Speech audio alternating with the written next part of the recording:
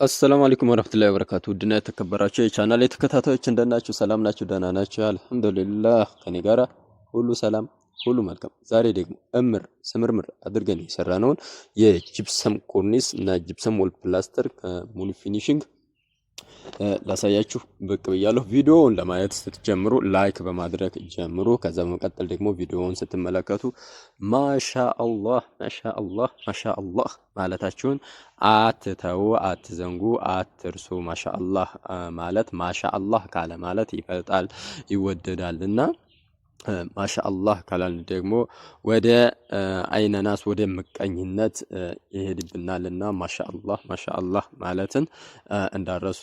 በዚሁ ደግሞ እዚሁ ቪዲዮ ላይ ስለ ምቀኝነት አንዳንድ ነገር እላችኋለሁኝ፣ አንዳንድ ነገር እነግራችኋለሁኝ። ምቀኝነት ስለሚያመጣው መዘዝ አንዳንድ ነገር ለማለት እወዳለሁ። ቪዲዮውን እስከ መጨረሻው ተከታተሉት። አይታችሁ ስጨርሱ ደግሞ ለወዳጅ ዘመዳችሁ ሼር አድርጉት። ስራውን ደግሞ በእንደዚህ አይነት መልኩ በማረ በተዋበ ፍክት ምር ስምርምር ድምቅ ድምቅ ባለ ሁኔታ ማሰራት ሀሳቡ፣ እቅዱ፣ ፍላጎቱ፣ ስሌቱ ካላችሁ 0910336409 ኢሞ፣ ዋትስአፕ ብሎም በቴሌግራም በቀጥታ መስመር መደወል የምትችሉ ደግሞ በቀጥታ መስመር ይደውላችሁ አገልግሎቱን ማግኘት ትችላላችሁ። አሁን በቀጥታ ዳይ ያው በርዕሱ ላይ እንደነገርኳችሁ ውድ ወንድሞችና እህቶች የጂፕሰም ስራዬን እየተመለከታችሁ ለዱንያም ለአኺራም ይጠቅመናል ብዬ ያሰብኩትን ነገር ለእናንተም ላካፍላችሁ ወደድኩ ማለት ነው። እናም እሱም ምንድን መሰላችሁ፣ እኛ አብረን የምንኖር የምንዋደድ እንደ ቤተሰብ የምንታይ ህዝቦች ነን። ነገር ግን ዛሬ ልባችን የሚፈታተን እኛንም ከጌታችን የሚያርቀን አንድ ጥንብ ጸያፍ ተግባር አለ። እሱም ምን መሰላችሁ? ምቀኝነት፣ ሐሲድ እሱ ነው ማለት ነው። እናማ ይሄ ምቀኝነት ከጌታችን የሚያርቀን በዱንያም በአኺራም ኪሳራ ላይ የሚጥለን ቆሻሻ ጸያፍ ተግባር ነው ማለት ነው። እኛ ለምን እንመቀኛኛለን? ለምንስ እንተሳሰዳለን? ይህ እኮ የልባችን በሽታ ነው። እኛ እንደ ሙእሚን የሰው ስኬት የራሳችን ስኬት ሊሆን ይገባ ነበር። ነገር ግን በምቀኝነት ሰንሰለት ታስረን የቅርብ ጓደኞቻችን፣ ዘመዶቻችን፣ ጎረቤቶቻችን በጥርጣሬ እናያለን፣ በክፉ አይን እንመለከታቸዋለን። ይህ እኮ የዲናችን ጥንካሬ የሚያዳክም የኢማናችንን ብርሃን የሚያጠፋ ተግባር እኮ ነው። ነብዩ ሰለላሁ ዐለይሂ ወሰለም ከምቀኝነት ተጠንቀቁ፣ እሳት እንጨትን ቁርጥምጥም አድርጎ እንደሚበላው ሁሉ ምቀኝነት ደግሞ ሀይር ስራን ቁርጥምጥም አድርጎ ይበላል። እኛ በሶላት በጾም በሰደቃ የለፋንበትን መልካም ስራ በምቀኝነት ምክንያት በአንድ ቀን በሙሉ በጠቅላላ በአንድ ጊዜ ማቃጠል አለብን እንዴ? ማጥፋት አለብን እንዴ? ማበላሸት አለብን እንዴ? የለብንም። እኛ ይህንን ማድረግ የለብንም። በጣም የሚያሳዝነው እኮ ደግሞ ማለት ነው ይህ ምቀኝነት ተባብሶ ወደ ሲህርና ወደ ጠንቋይ ቤት መሄድ መድረሱ ነው። ሰውየው ሲመቀኝ፣ እህቱን ሲመቀኝ፣ ጓደኛውን ሲመቀኝ፣ ጎረቤቱን ሲመቀኝ፣ አክስቱን ሲመቀኝ፣ ከምቀኝነቱ ጥናት የተነሳ ወደ የት ይሄዳል? ወደ ጠንቋዮቹ ቤት። ምንድን ሊያደርግ? ሲህር ድግምት ሊያሰራ። ምን ለማድረግ? የዛ የተመቀኘው ሰውዬ ንብረቱ እንዲጠፋ ወይም ጤናው እንዲታመም ወይንም ትዳር እንዳይዝ፣ ትዳር ከያዘም ልጅ እንዳይወልድ፣ እንደዚህ አይነት ምቀኝነት አለ። ለዚህ ሲሆር ሊያሰራ ወደ የት ይሄዳል? ወደ ጥንቆላ ይሄዳል። በጣም ያሳዝናል። በጣም ከሚያሳዝነው ነገር በላይ የሚያሳዝነው ማለት ነው ወደ ጠንቋይ ቤት ይሄዳል። እኛ ሙስሊም ብለን እየጠራን ፈጣሪያችን ካፍ መፍጫ ቋንቋ በላይ እያወቅን እንዴት ነው ጌታውን ከካደ ጠንቋይ ቤት የምንሄደው? ኧረ ተው፣ ቆም ብለን እናስብ። እንዴት ነው ከአላህ ጠራጋ ተያይዘን ለራሳችን ደምና ለራሳችን ለዘመዳችን ለራሳችን ስጋ ክፋት የምንመኘው? ይህ እኮ ከኢስላም የሚያስወጣ በጀሃነም ውስጥ ዘውታሪ የሚያደርግ የሽርክ ተግባር ነው። አናቅም እንዴ? ግን ይሄንን ሰውየው ጠንቋይ ቤት ሄደ። ጠንቋዩም አስጠንቋይም እኮ ሙሽሪክ ናቸው፣ ከእስልምና የወጡ ናቸው። እስከ መቼ? እስካልተወበቱ ድረስ ማለት ነው። ስለዚህ እባካችሁ እኛ እንደ ወንድማማቾች፣ እንደ እህት አማቾች፣ እንደ ቤተሰብ፣ እንደ ጎረቤት ይህንን መተው አለብን ማለት ነው። ልባችንን እንደ አዲስ እናጽደው። ያ በልጅነት አብሮ ያደገ አብሮ የኖረ ውለታ የተዋዋለ ወንድም ላይ ወንድም እህት ላይ ቤተሰብ ላይ ይህንን አይነት ክፋት ማሰብ ተገቢ አይደለም። አብዛኛውን ጊዜ የሚገርማችሁ እኮ ማለት ነው የሚመቀኛኝ ሰው የሚተሳሰድ ሰው ማለት ነው ማን መሰላችሁ? አብሯችሁ የኖረ ስለናንተ ሚስጥር የሚያውቅ የቅርብ ሰው ዘመድ ከሩቅ የመጣ አይደለም። ይሄ ምቀኛ ማለት ነው። እኛ ጋር አብሮ የኖረ ትልቅ ውለታ ሲውልልን የነበረ ትልቅ ውለታ ስንውልላት የነበረች አብረን የተባርን አብረን የኖር እንደዚህ አይነት ሰዎች ነን። ለእንደነዚህ አይነቶቹ ሰዎች ለእንደዚህ አይነቱ ወገኖቻችን ክፋትን ማሰባሰብ ክፋትን መፈለግ የለብንም። በአላህ ላይ የተመካ የሰጠውን ጸጋ ለወንድሙም የሚወድ ልብ ነው የሚያስፈልገን ማለት ነው። እኛ የሰው ቤት መከታተል የሰው መውደቅ ምን ይጠቅመናል? የሰው መውደቅ የሰው መክሰር ምንም አይጠቅመንም። ይልቁንም እኮ አላህ ለወንድም የሰጠ እኔ የሚስጠኝ ለኔ የሚስጠኝ የምንልበት ለሰዎች ስኬት ማሻአላህ ማሻአላህ ማሻአላህ ማሻአላህ የምንልበት ለዛ ለተሰጣቸው ጸጋ ማሻአላህ ማሻአላህ አላህ ይባርክላቸው። አላህ የአፊያ ቤት ያርግላቸው። አላህ የአፊያ የርዝቅ ህይወት ይስጣቸው። አላህ ትዳራቸውን ያማረ ያደርግላቸው እያልን እኮ ባልን ሰዓት ባልን ቁጥር መላእክቶች ለኛም ለእናንተም እንደዛው እያሉ ዱዓ ያደርጉልናል። አያችሁ። ስለዚህ ወደ አዛኙና መሐሪው ጌታችን ተውበት እናድርግ። የዘነጋነውን የኢማን ጣፋጭነት የሚመልሰውን በዚህ መንገድ ነው። የዘነጋነው የኢማን ጣፋጭነት ጥፍጥና የሚመለሰው በዚሁ መንገድ ነው። የእውነተኛው ዓለም መኖሪያችንን ያን የጀነት ቤታችንን የምናሳምረው አሁን በምድር ላይ ልባችንን ከዚህ ቆሻሻ በሽታ በማጽዳት ነው። እባካችሁ ዛሬውን እንተሳሰብ፣ ዛሬውን እንመለስ፣ ዛሬውን እንተውበት። ከዚህ ርካሽ ሸታታና ጸያፍ ተግባር እንራቅ። የጥፋት መንገድ የት ያደርሰናል? የጥፋት ተግባር የት ያደርሰናል? በዱንያም በአኺራም ያከስረናል።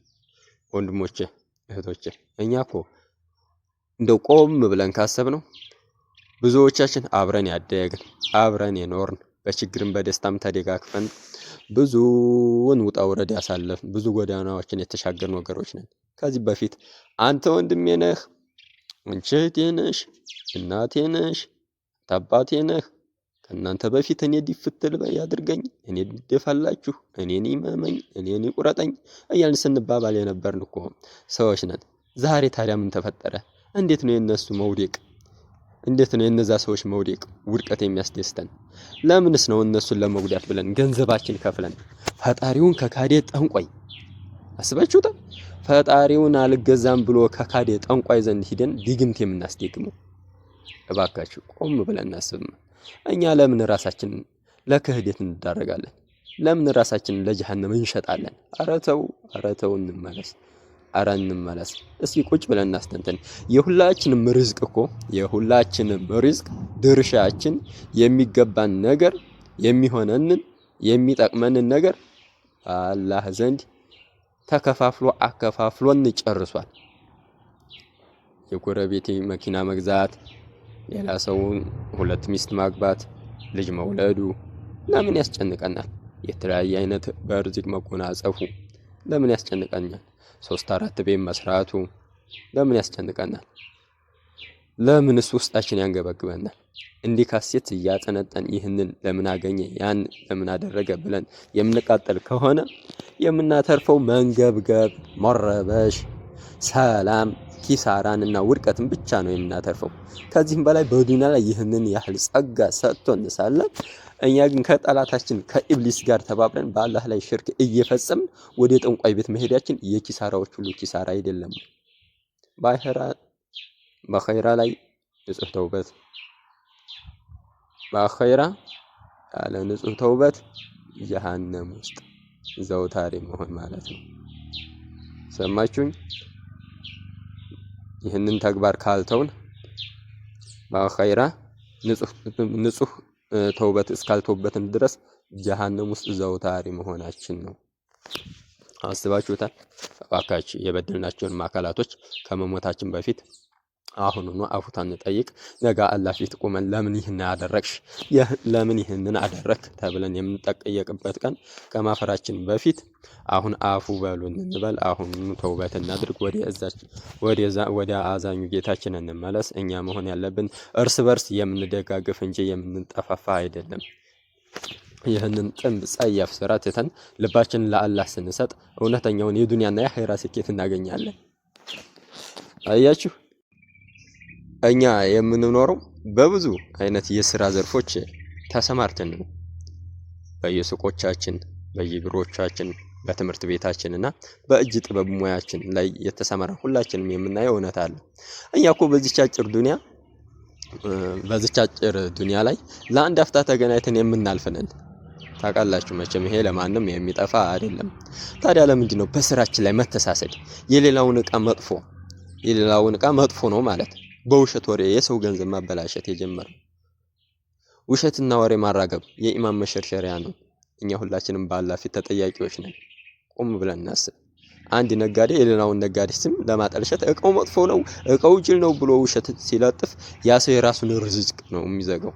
የራሱን ርዝቅ በገዛ እጁ እየቆረጠ ነው። ሰማችሁ? የራሱን ርዝቅ በገዛ እጁ እየቆረጠ ነው። እኛ ለምንድን ነው የሰውን ስም በውሸት የምንለጥፈው? የሰውን ሱቅ በመቀኘት ለምን እናበላሻለን? ይህ እኮ ለሰዎች ክፋት መመኘት ብቻ ሳይሆን በአላህ ችሮታ ላይ መቅናት ነው። በአላህ ችሮታ ላይ መቅናት ነው። አላህ ጋራ ሙግት መቅጠም ነው።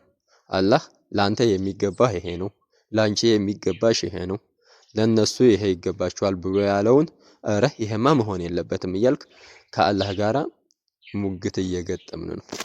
አስባችሁት? እኛ ማወቅ ያለብን ነገር ልናውቀው የሚገባ ነገር ምን አለ መሰላችሁ? የሰው ገበያ በመበላሸቱ የኛ ገበያ እንደማይስተካከል፣ የሰው ሪዝቅ በመውደሙ የኛ ሪዝቅ እንደማይሰፋ፣ የጠንቋይ ቤት መሄድ የክብር መውረድ፣ ከሁሉም በላይ የሚያሳዝነው ደግሞ ንግዱን ቢሮውን ወይም ሙያውን ለማሳደግ ተብሎ ወደ ጠንቋይ ቤት መሄድ ነው። አይገርማችሁም? እኛ ሙስሊም ነን እንላለን፣ ነገር ግን የዱንያ ጥቅም ብለን ጌታውን ከካዴ ከሳይጣን ተጋዥ የሆነ አካል ጋር አብረን እንወርቃለን። ወንድሞቼ ይህ ከሁለቱም ዓለም ውጭ ያደርገናል። ከሁለቱም ዓለም ውጭ ነው የሚያደርገን። በዱንያ ላይ አጭበርባሪ፣ ቀጣፊ፣ አስመሳይ ተብለን ስማችን ይጎድፋል። በአኺራ ላይ ደግሞ የጀሃነም ነዳጅ እንሆናለን፣ የጀሃነም መቀጣጠያ እንሆናለን። ያ የጠንቋይ ቤት መፍትሄ አይደለም። የገዛ ቤታችንና ዘራችንን የምናበላሽበት የጥፋት አፋፍ ነው። አሁን እንመለስ እባካችሁ። እኛ የምንሰራው ስራ የምንንቀሳቀሰው እንቅስቃሴ ለአላህ ብለን ሊሆን ይገባል። እገሌ እንዲህ ነው፣ እገሌ እንዲሸጠ፣ እገሌ እንዲህ ናት፣ እገሌ እንዲህ አደረገች፣ እገሌ ይሄ ገጠማት ብለን በክፋት ከምንሯሯጥ የራሳችንን ስራ እናሳምር። የሰው ልጅ በየቢሮአችንም ሆነ በየሱቃችን የሰው ዕቃ ስም የምናጠፋ ከሆነ የንግድ በረከት አይኖረውም።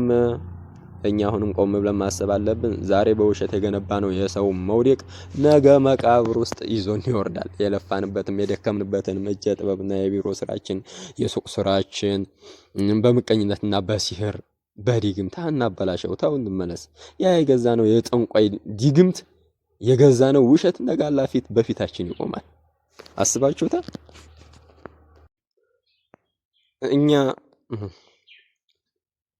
እኛ በተለያየ የስራ ዘርፍ ላይ ተሰማርተን እየሰራን የምንኖር ሰዎች ነን።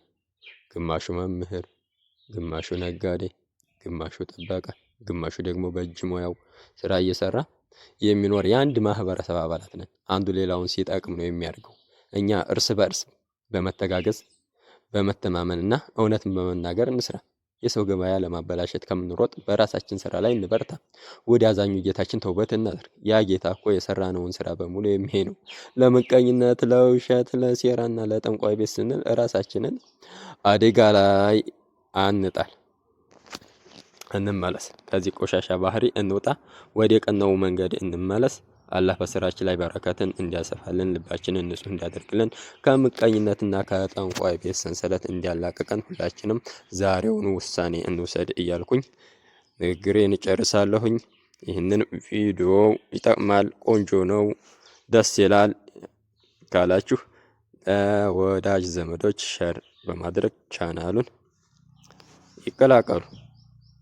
ቢስሚላሂ ረህማኒ ረሂም يا أيها الناس اتقوا ربكم الذي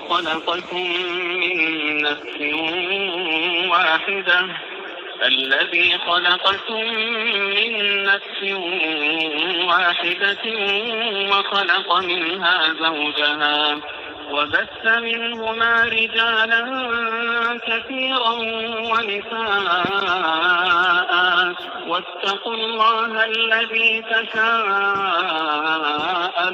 به والأرحام إن الله كان عليكم رقيبا وآتوا اليتامى أموالهم ولا تتبدلوا الخبيث بالطيب ولا تأكلوا أموالهم إلى أموالكم إنه كان حوبا كبيرا وإن خفتم ألا تقسطوا في اليتامى فانكحوا ما طاب لكم من النساء مثنى وثلاث ورباع فإن خفتم ألا تعدلوا فواحدة أو ما ملكت أيمانكم ذلك أدنى ألا تعولوا وآتوا النساء